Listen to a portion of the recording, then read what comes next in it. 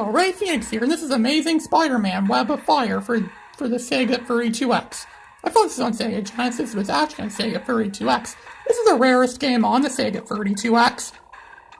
This game has kind of an odd story about Hydra taking over the city, and they captured Daredevil. How could they capture Daredevil? Daredevil's a lot better than that. He's a much better hero than that. He's a much better hero than this crappy video game is.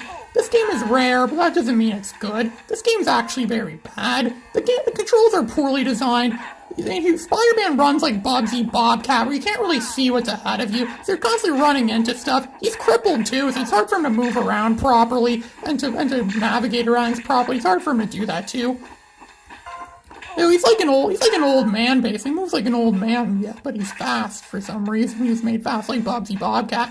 And also, almost everything in this game kills you as well. You run into stuff and it hits you and you take damage from it. There's those robot things that fly you out of nowhere. And there's those Hydra soldiers that you can take a few punches at. The game control is very sloppy. The play control is extremely sloppy. I mean, most parts of this game are poorly designed, not really designed well. It almost feels like Spider-Man's made out of rubber sometimes. Everything in this game feels like it's made out of rubber, because you keep bouncing off stuff, you bounce off walls a lot, you bounce off objects, so it's like the game's made out of rubber, pretty much.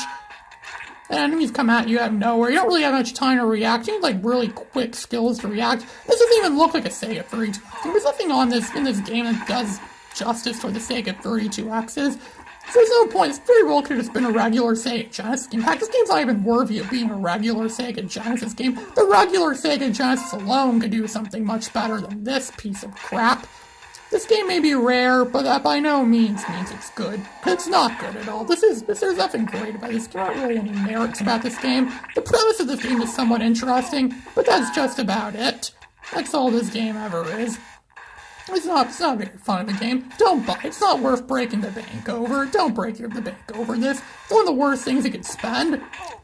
Buying a beautiful lawnmower to trim your grass by itself is a much better thing to buy than this game. Heck, if you buy that lawnmower, you could throw this game in as well and get it all chopped up as well. That's what this game deserves to be. And look, there's Daredevil. And Daredevil's completely useless after we save him. After we rescue Daredevil, he's completely useless. We just hit him there, and his cage explodes, and he just jumps off, and that's the last time we ever see him in this game. We're never going to see Daredevil again in this game. Daredevil's completely useless. I wonder what Hydra has against Spider-Man anyways. Isn't Hydra, shouldn't Captain America joined Hydra eventually, but aren't there other superheroes that could take on Hydra? I mean, this is the Marvel Universe after all. Shouldn't we have, like, the Avengers going after them, or the X-Men, or the Fantastic Four? Aren't people like that a lot more qualified to be fighting Hydra than Spider-Man? So this game makes it look like Spider-Man's just some one-man army that has to go after a whole terrorist organization that's bent on destroying the city. And when trust one man alone, Spider-Man. Daredevil would have been a lot better suited for that job. But oh no, they didn't make this Daredevil game. They made it a Spider-Man game because Daredevil deserves his own video game. But Spider-Man always steals the spotlight. Spider-Man has hundreds of crappy games, and Daredevil only got one crappy game, and it was on the Game Boy Advance.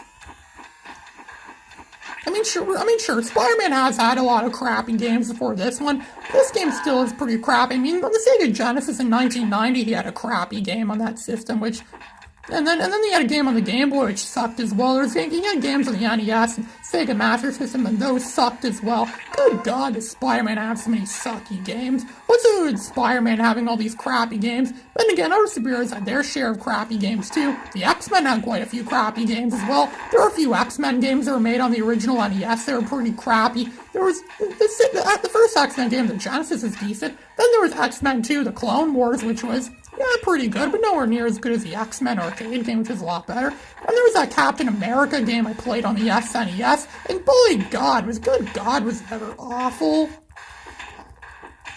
then there's some Spider-Man games on the Game Boy Advance that kinda sucked as well. But then again, Spider-Man did have a few good games. I mean, there was that Spider-Man game on the PS1, N64, Sega Dreamcast, and PC, which was mostly decent, which was a very good game. It's actually one of the best Spider-Man games. Then there was Spider-Man 2 Enter Electro, which wasn't as good as the first Spider-Man game, wasn't as good as the predecessor to it. But at least Spider-Man 2 Enter Electro was a lot better than this crippled disaster piece. This is a disaster piece of a video game. Did Tommy Wiseau make this game? Come on.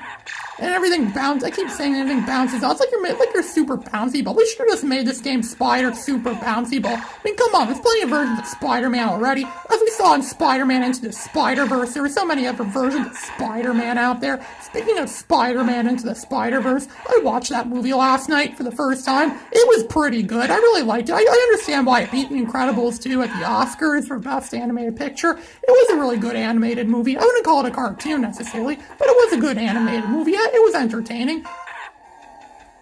Spider-Man's always been an entertaining character. Spider-Man's a character who's entertaining for years, but there was one thing about Spider-Man Into the Spider-Verse that I thought was very disappointing. It didn't have Moxie Fruvis' version of the Spider-Man theme in it. My favorite version of the Spider-Man theme was when it was played, but was when it was sung by Moxie Fruvis. Moxie Fruvis did the best version of Spider-Man. The Spider-Man theme. If you don't know who Moxie Fruvis is, or don't know the Moxie Fruvis Spider-Man theme, go look it up. It's really funny. You're not going to regret it at all. You're going to thank me for showing this to you, because it's really good. I mean, Moxie Fruvis is the best at comedy. They're the best comedy band ever. And they sing the Spider-Man theme better than anyone else does. They sing it better than Frank Sinatra does. They even sing it better than Michael Bublé, but Michael Bublé's version was pretty good. But Moxie Fruvis was the best, clearly. I'm not sure if Frank Sinatra, I think Frank Sinatra may have sung it at one point, I don't know, maybe that was just something someone did as a joke. I don't know, did Frank Sinatra actually sing the Spider-Man theme? I don't know. One thing's for sure, Frank Sinatra probably wouldn't give a crap about this game anyways. This game was released in like 1996, and the Sega 32X was dead, and 2 years before Frank Sinatra was gonna be dead too. Only Sega 32X deserved to die at a young age. Frank Sinatra, not so much. Oh, why did Frank Sinatra have to die? Sure, he was an old man, but still, I think he could have been. I think they could have let him live a bit longer and entertain the world some more. And look at that, those mechanics suck. You have to jump. It's like playing Legend of Zelda Ocarina of Time. Only worse when you have to play as a horse. You have to make the horse jump over things. It's like that, but worse. Then Spider-Man just wants to die, so he sticks to the thing. You keep telling him to go off, and he still sticks to it. So I see Spider-Man's not the only person in the Marvel Universe with a physical disability. I thought Professor Xavier was the only man in the Marvel Universe that has some kind of leg disability where he can't walk. I guess he's not the only one in this universe that's like that. And sometimes, I don't even think Daredevil's the only blind superhero in the Marvel Universe either. Sometimes in a lot of these games, especially this game, Spider-Man's blind a lot of the time in this game. Come on, can't you see that thing's there? And he completely ignores it. Come on, I'm pressing left. And no, he's not going left. He's going up or right or something. He's going the wrong direction. Like, come on, Spider-Man, are you blind? And I already said before, they pick up those Daredevil tokens throughout the game. There's those token things, those coin things that have Daredevil's logo on them. I don't know what the purpose of that is. Like I said, Daredevil's useless in this game. It's almost like they were trying to make something with Daredevil in it. And then last minute they thought, you know what, we're not going to put Daredevil much anymore in this game. It was an idea, but we're going to abandon it. We'll still leave the coins you put in there, but let's not make people have use of them. Yeah, this will make people want to keep collecting them. Only they'll soon find out that they're useless. Because we like it when people do useless things in games. We like making video games that treat people like idiots, where we do stuff where we make them think they're doing something useful, but in reality, they're not. It's completely useless. Bottom line, this game is bullcrap. This game is crap. This is the worst kind of Spider-Man crap there is. Stan Lee and Steve Ditko are rolling in their graves right now, knowing that this game exists. No, none of them should have approved of this game. I wonder who approved of this game. Does Stan Lee know about this game? If he did, he would be very embarrassed by it. This is Ray Phoenix signing out.